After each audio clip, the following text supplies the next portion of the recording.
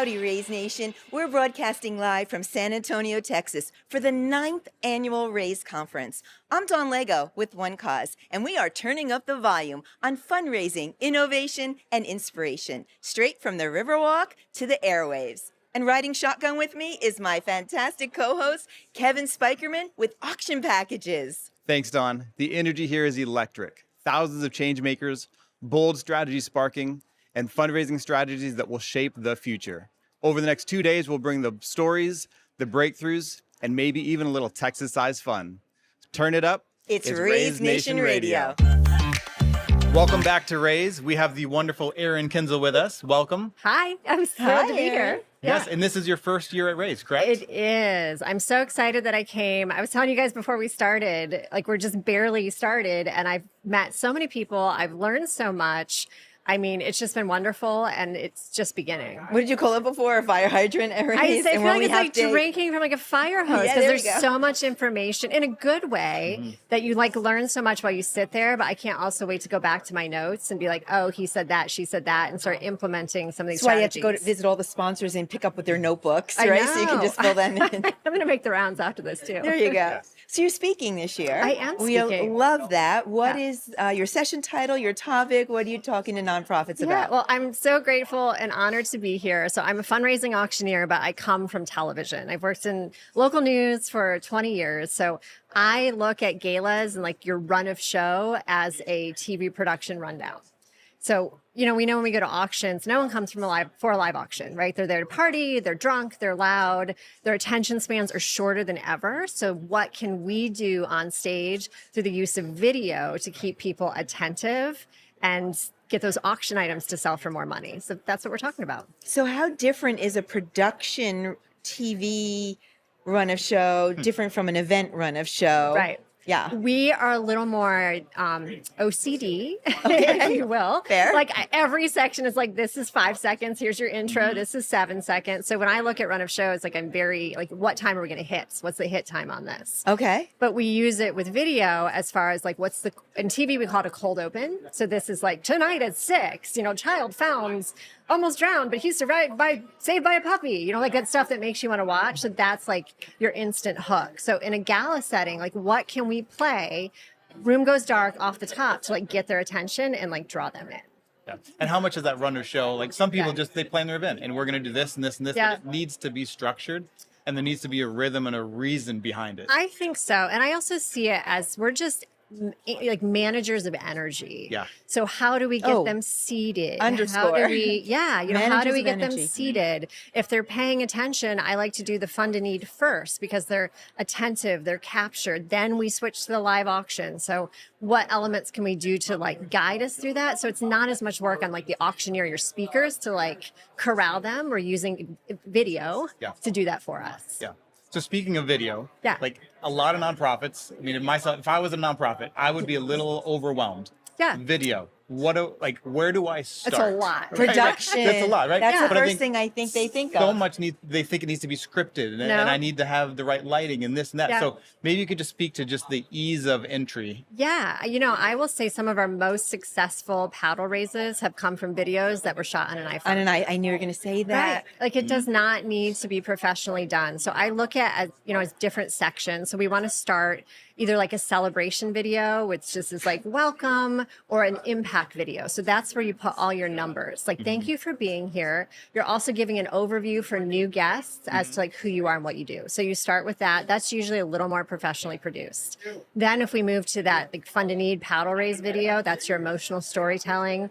Here was so-and-so, they had this problem, agitate the problem. We crescendo to enter the nonprofit who solves the problem. And then we end with a gap. Like that's just one person we helped. We have 500 more to help. Those usually are done with production teams. However, I'm going to show one in my presentation that was shot on an iPhone and raised $100,000. And then we forget too, all the social media, like leading up. That does not need to be professional at all. Like you should be doing auction teasers, teasing your event with, just raw videos on your phone. Doesn't need to be But hard. that's one thing I think you do really well, is just that kind of behind the scenes. Like Yeah. kind of speak to like how that gives people a look behind the scenes, just how important that is. Yeah, we want to have buy-in before they show up. And I always say, like, they should never be surprised, like, oh, this is what you're selling today. Oh, you're going to ask for money today. So to get them, you know, invested, if you will, before they show up, you can do that on social. When you secure auction items, you can do a video like, hey, I'm going to such and such store to pick up the, you know, the item, like come with me. Like all that stuff we're seeing on TikTok and Instagram, like nonprofits can start doing it because a lot of people aren't doing it. It makes you stand out in my mind. Yeah, I love that. I think the world should be video, and that's a great idea. So do Yeah. you help your clients turn their silent auction into a video pre-event and I all do. of the things? Yeah. When it comes So down you're to a it, full service, full Wow. spectrum auctioneer. I don't promise that. Like I will guide them with that. It just depends on like their team. You know, obviously we work with some nonprofits that are so small they don't have, you know, people. But everyone has an iPhone. Everyone has an iPhone, and I have like a whole, here's your video checklist, like here's the videos or even social content that you could be posting. If they just get 1 out of 20 ideas out there, I'm like, that's great. That's more than you had last year, you know? You've had an amazing career and definitely a few transitions. Yeah. I'd love to know, what was the moment in your career that made you see generosity a little bit different? That's such a good question. Well, for me, it was personal. So I lost my mom to breast cancer. And I remember standing on, we were doing a paddle raise for this nonprofit that doesn't fund research, but they pay for like your gas to go to your treatments. They pay for meal card. Like, you know, when you're going through chemotherapy, it's hard to pay for anything else. Heartbreaking, yes. Yes. So just like standing on stage, and we didn't raise that much. It was like maybe 20,000. So by event standards, not that much. But to see everyone in the room giving like $50, like people that didn't even come there to donate, coming together and seeing like these women cry from these small actions was so powerful. And I'm like, sometimes I think we get so hung up on, it's got to be this massive gala with all this money. And I'm like, we are making such a difference right here with smaller numbers that it just hit home. Obviously, personally for me, but I was Sure. like, this is why we do what Beautiful. we do, you know? Yeah, just move those great missions forward. Yeah. So what are maybe the top 2, 3 things that you want fundraisers to take away from your session this year? Well, I mean, want 60 minutes, but if they just took 2 things away. Yes, I just want them to think creatively. Like, don't be afraid to go outside the box. Don't be afraid to test something. So I would say the easiest place to test it, if you're afraid to do something big on stage, would be social media. Like, try to do that. Try to make a post there. I'm a big fan of implementing, we call it the shush video. The shush Do you know video. what a shush I want to know video about the is? I've not shush heard of it. video. Okay. The shush video. Tell Shush us. videos can be shot on the iPhone. I love this for schools, especially because we know school crowds sometimes are a little louder, a little chatty. But it's simply, I'll use the school as an example. You go to your kids and you shoot them on your iPhone, and they're like, shh, mom, dad, pay attention. And you have different clips like, shh, put down the wine, mom. Like, it's time to raise money. So it's 15 seconds maybe. So cute. The shush So video. cute. But what you're doing is you're showing those parents their kids. Or if you do it with an organization, you're showing them the faces of the organization. And it works like magic to get a loud room to shush. Instead of me having to stand up there and be like, hey, clap once if you can hear me, Yeah. they see their kids on screen, and it's awesome. I love that. How creative and easy to do. Yeah, It's iPhone. simple. Whenever I listen to you speak about just videos and, Yeah. and using and telling your story, it just seems so easy, right? Because you Yeah. make it more palatable and not just this big production. Right. And I think we're all of the generation that we weren't born with phones in our hands, right? Yeah. So it's not innate. It makes us feel uncomfortable. But I have helped so many people like flip that switch on like, it's okay. I have important stuff to share. And I'm telling you, it's magical when people just start putting themselves out there, what can happen. And I just want everyone to try it and do it. So what I'm hearing, authentic, Yeah. vulnerable, pick up the iPhone, Yeah.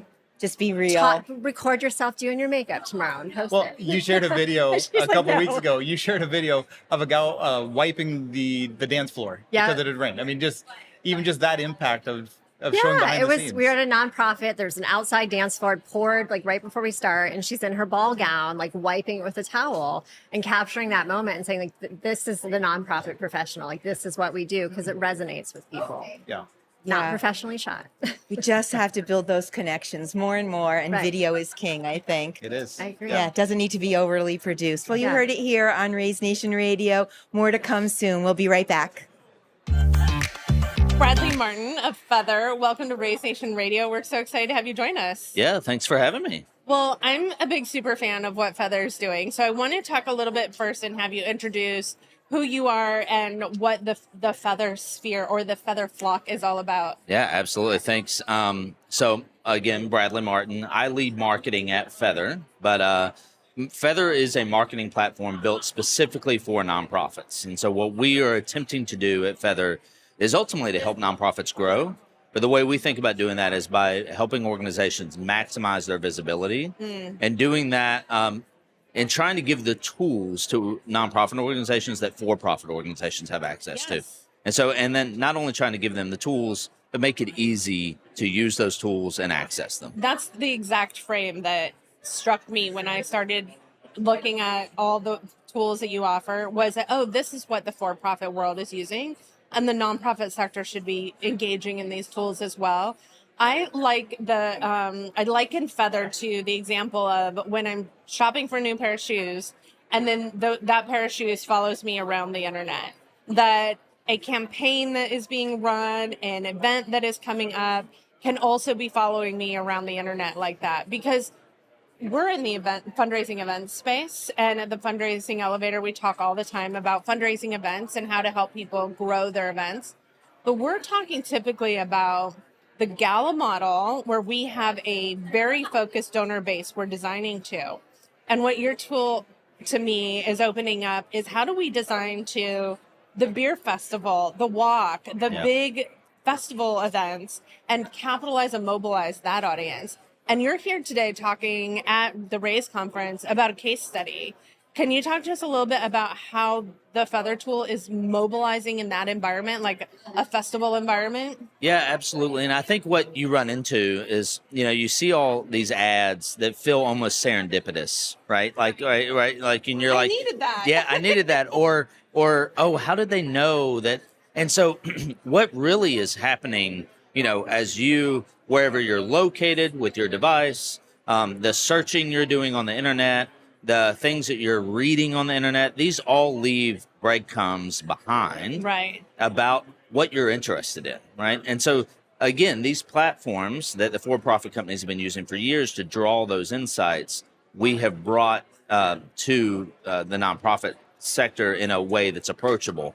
But I think specifically for those events and things like that, like one of the things, I just came back from an event, and I knew this was possible, but I experienced it for the first time myself, was I went to the ASAE, which is a conference for association. And I was there, and I was getting an Uber, right? And Uber serves ads on their website. Oh, yeah. And one of the people who were had a booth at the event was Visit Canada. And I got an ad for Visit Canada while I was waiting for an Uber to go to the conference. It's a coincidence. Right.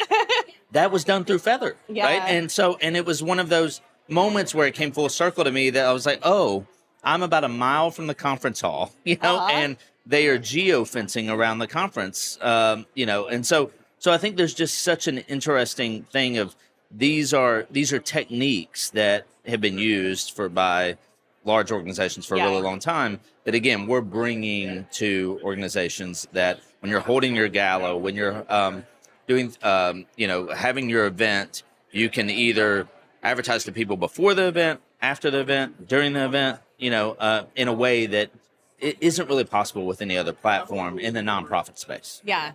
Well, so I want to ask you specifically about what you think nonprofits should be focusing in on right now. We have organizations going through a lot of change. We have a lot of funding changes and challenges that have been happening with loss of federal grants and things like that.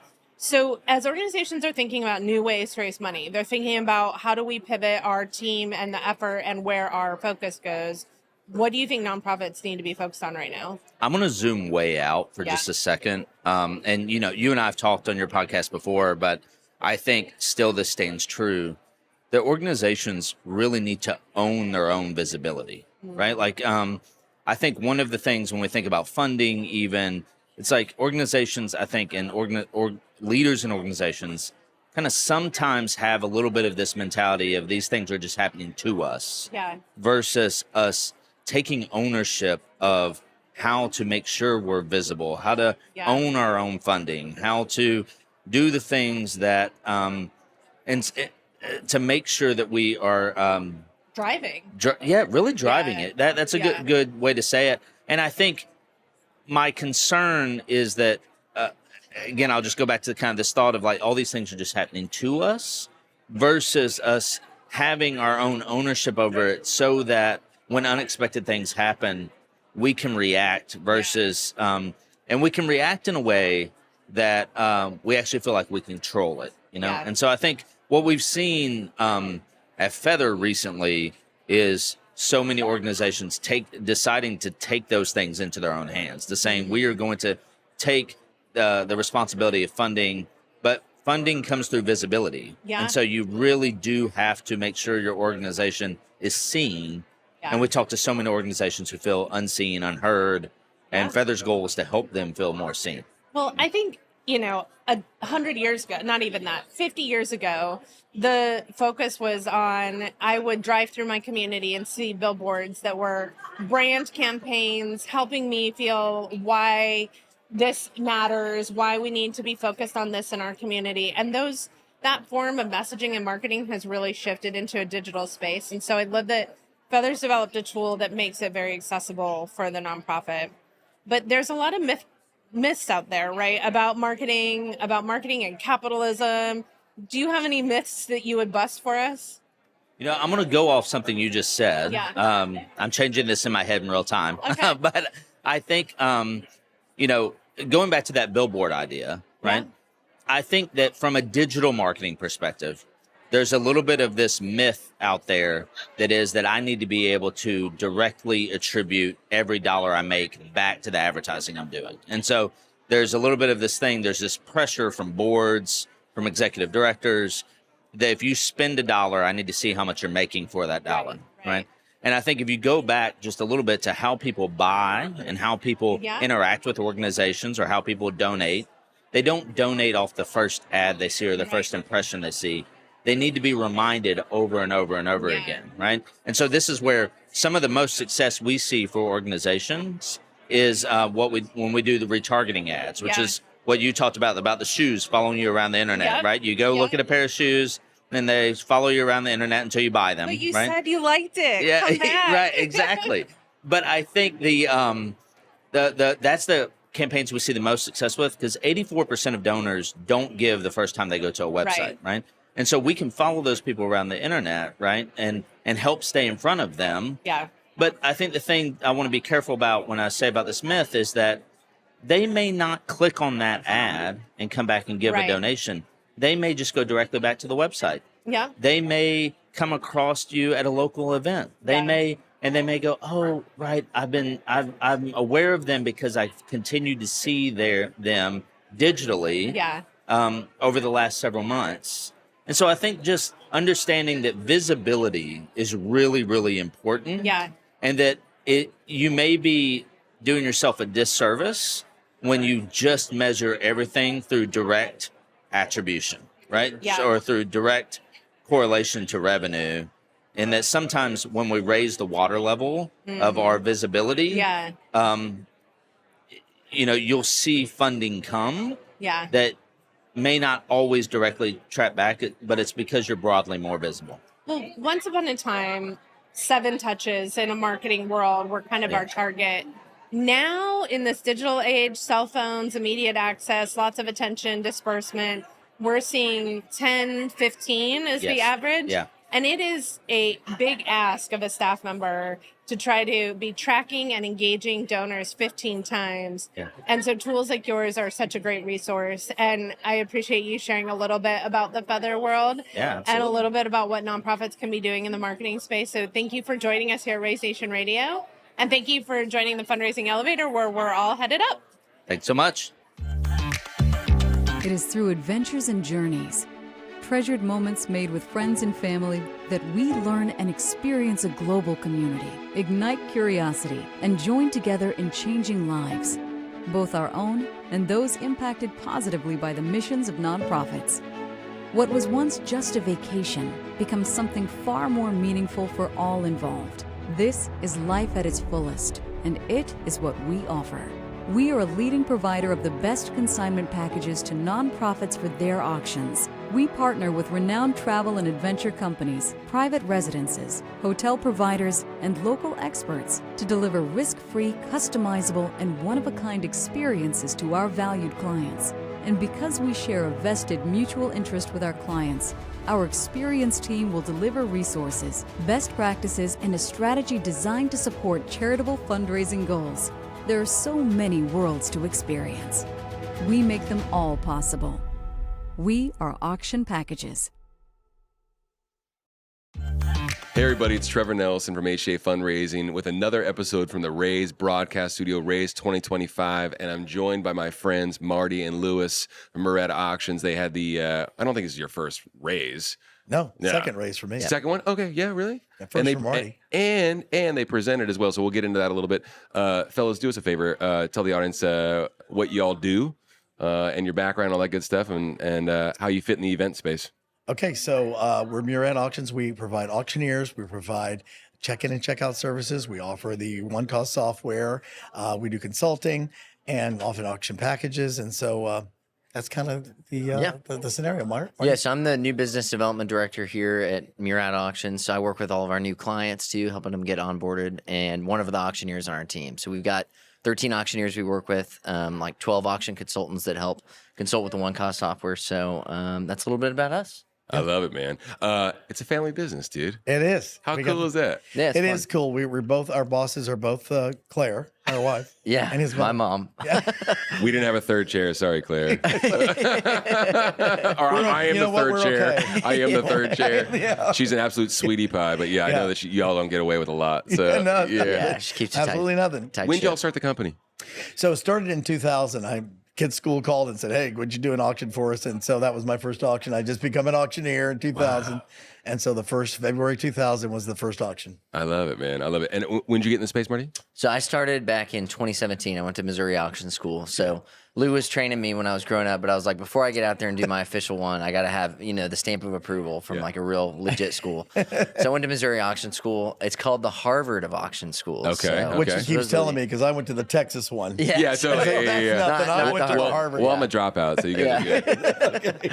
So there you go. But yeah, so started doing it 9 years ago and just kind of doing it on the weekends. And then I've just been doing this job like a year full time. So Awesome, man. Yeah, Awesome. it's been And the fun. family's growing as well. Congratulations. Yes. Thank you. New baby. Fantastic. yeah, new baby. I love it. I love it. Like I said, you all got to present here as well. Yes. Tell the audience about the session that you all did. What was it about? And some takeaways for them in case they weren't able to see it. Well, yeah, it was called Game On, so live auction strategies and games of giving. So really just how to maximize the giving at your event and kind of best practices for live. So Lewis has obviously been doing this for a while, so he had some good points. Yeah, no, I think we're trying to make some points about timing, make some points about auction items, make some points about, what is the best way to get this done in the amount of time so it doesn't drag on. Yeah. And I think some people had a lot of questions afterwards, so I think we felt like it went well.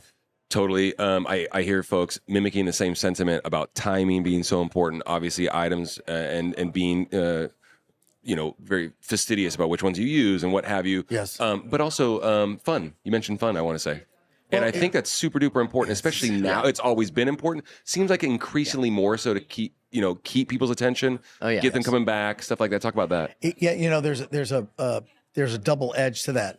You got to be funny, but you don't tell jokes. Sure. You move it along. You make sure and bring in the cause and what it's about into every auction item, but just a sentence about it. Yeah. So, I think you got to be careful, but you got to be lively, and energy is a huge portion of it, I think. Too. Yeah. No and question. we talk about the live auction being the dinner entertainment, really. So like as soon as plates are set and entrees served, that's when we start the live auction. So you kind of are, entertaining people during that time, and you kind of have some quippy comments here or there just to keep things moving, like Lewis said. But ultimately, we want the audience to have a fun time and get involved and really get that crowd engaged with you throughout the event, just to keep things flowing. I love it. I love it. You all are event fundraising experts. This is a event specifically for event fundraisers. Raise. Right. Probably the only one of its kind. That's Right. this laser focus on helping folks, raise money with people in the room. What does Raise mean to you? Well, Raise it has really brought a lot of great people together for the session. Now, we do a lot of these events. We speak at some AFPs and other places. Yeah. But this brings everybody together who really is there for a cause. I've got more leads at this event than in all the other events I've probably ever done put together in the last Yeah. 20 years. Yeah. They really put together a good show here. I think Yeah. it's been great. Fantastic. I think for me too, it's just good to see that reassurance around events, you know, and seeing that, hey, events are important. Events bring people together, and ultimately being in person at events too, how important that is just for really putting your nonprofit at a status symbol too, and saying like elevating them to a new level. I think that was something that was really encouraging, is just hearing how important events are not just to ourselves, but to nonprofits too. To everyone. You To hear be that, in everybody? person. Yeah. Well, getting in person, you know, the whole COVID thing when it was over, like, no, we're going back to in person. We want to be together, and we People want to crave that. Yeah, it's huge. Yeah. It's human. awesome. Right. I mean, let alone the fundraising piece. It's human. That's It's what human. we We wanna crave come it. together. Yeah, 100%. 100%. Do us a favor. Tell the audience where they can find you and learn more about what y'all are doing. Okay. Yeah, so I mean, you can find us on Instagram. We're also on LinkedIn too, Facebook, Murad Auctions. So It's www.muradauctions.com, MURAD, and you'll find us. You guys are easy to find. Yeah, we'll find us. Awesome. I appreciate you all for coming. Oh, great. Please say hello to Claire. We missed her on this one. She'll come on the next She'll one. be on the next one. Yeah. Yeah. Appreciate Thanks you for guys. having us Thanks so today. much all right, for yeah, coming. thanks, Trevor. Yeah. Appreciate it. Hey, thanks everybody. Do us a favor and show the team at Murad Auctions some love and some support. Reach out to them online. Ask them a question about event fundraising or anything fundraising related. They're a great family business. We're happy to know them. Thank you so much for tuning in to another episode. We're closing out from the Raise Broadcast Studio, Raise 2025. We'll see you on the next show. In the world of nonprofit fundraising, every moment counts. You're dedicated to your mission, but are outdated tools holding you back? OneCause is here to help streamline your efforts, elevate your donors' experience, and boost your fundraising results, all in one easy-to-use platform for events, auctions, peer-to-peer, and online giving. With our integrated tools, AI-driven innovation, and our award-winning support, get ready to save time and raise more for your mission with OneCause.